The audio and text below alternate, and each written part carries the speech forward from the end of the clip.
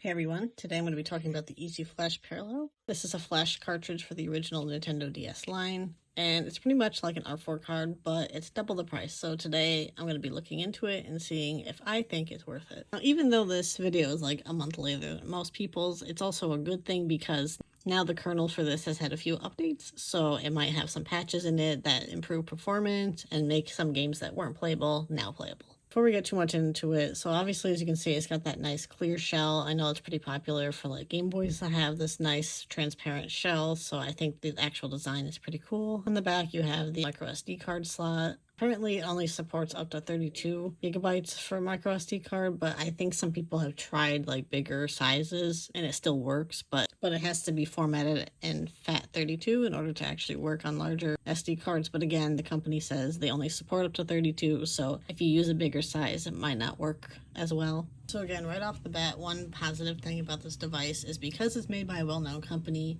it's also actively getting support, so there have been a few updates already, and I'm sure there'll be plenty more when it comes to things. Another thing is you can use this on an unmodded DSi, and you can use it on an unmodded 3DS, as neither of those devices get updates anymore, so they won't be able to patch and make it unusable. And when we first load it up, it shows like this little Harvest Moon game for the icon, and then we get into the actual menu and you can load your cheats and fonts and icons. I'm pretty sure you can change the theme of it too, but I don't really care since I'm not actively looking at this all day every day.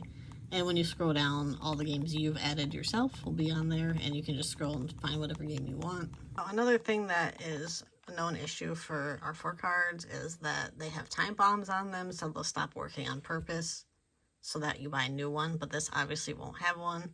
So that's another plus to this. And of course, you can always patch those out on other R4 cards, but it's nice that it just comes working and you don't have to patch it out yourself.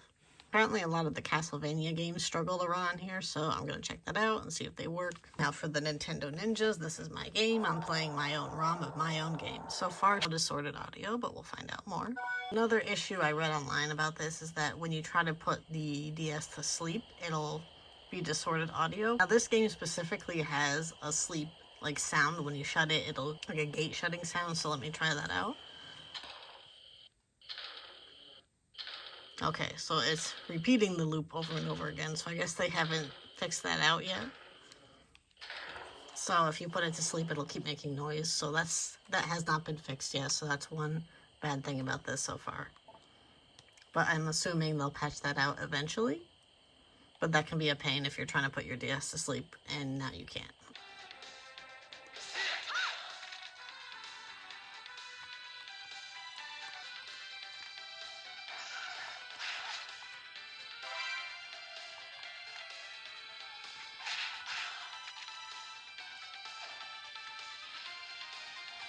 Here we are clearly on my 3DS, and I'm trying to see if it'll work. It looks like it's working so far. Let me just boot up another game. The Lord Dracula has driven people to terror. Each time Dracula returned from the dead. Now again, I did see a lot of people saying pretty much that all the Castlevania games are stuttering and had terrible audio, and so far I'm not having this issue. I meant maybe later in the game, that's a possibility, but if it hasn't happened in the first 5 minutes, I don't think it will later on. So that's another good thing. Now, again, I want to see if the 3DS going to sleep is going to affect it, so let's try that. So yeah, so that's definitely not fixed yet.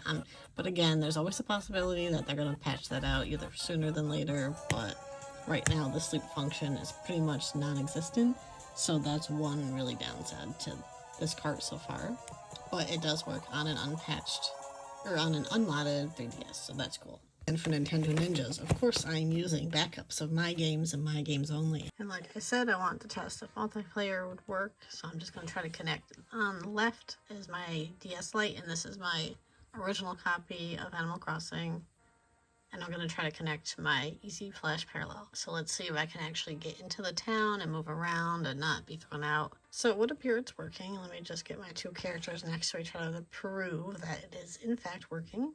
I'm assuming the most used multiplayer would be Pokemon trading. So there, as you can see, both of my characters are together, so multiplayer does in fact work.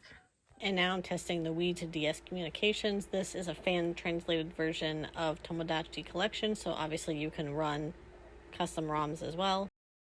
And the Wii to DS does in fact work, so that's another plus to the Easy Flash Parallel. So I'm just going to include everything that Easy Flash themselves said about this flash cart. And to summarize everything, at this time, I don't think it's worth it only because of the sleep issue. I think that's pretty big for something like this to have. So I would say if you're looking to get one, just wait a few months, maybe even weeks. And once they fix it, I would say it's worth it. Only if you don't already have a flash cart. And if you're not really big into installing custom firmware. Other than that, normal R4 cards are still cheaper and still do the same thing.